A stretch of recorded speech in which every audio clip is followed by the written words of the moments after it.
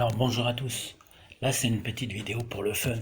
Je vous montre comment je m'amuse pour les rallyes. Mais attention, je suis pas en train de vous dire que c'est justement ce qu'il faut faire. Alors attendez, je vous ai montré la caisse dans laquelle je fais ça là. Je fixe la caméra et voilà. Donc le radis c'est une graine qui doit être enfoncée assez profondément. Mais le problème c'est que quand on enfonce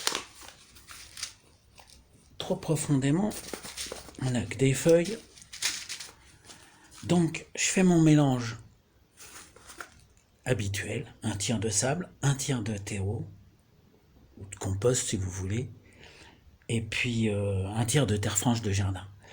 Par contre là, comme c'est pas un simple semis, mais que ça va bien pousser derrière, pour fumer ce mélange, j'ajoute 2 ou 3 poignées de fumier de ferme que je mélange bien. Parce que il faut pas que ça soit trop fort, sinon à chaque fois ça fait tout brûler.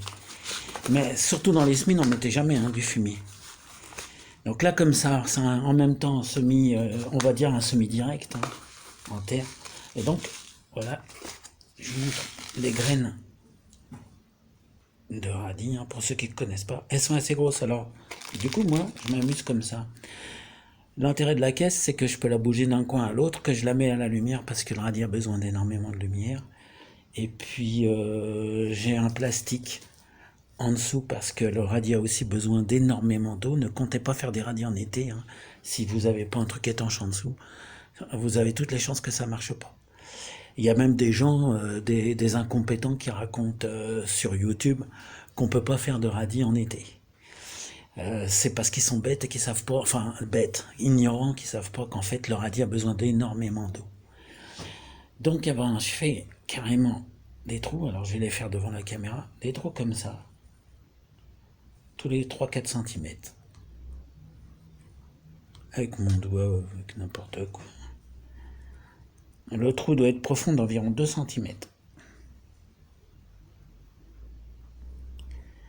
Alors ça, je le fais dans une terre qui est déjà bien détrempée, parce que d'une part, pour que les trous ils gardent leur forme, c'est important, mais d'autre part, de toute façon, avant de faire un semis, je détrempe toujours le sol. Parce que sinon, quand vous arrosez, les graines elles flottent et elles partent dans tous les coins. Ensuite, voilà.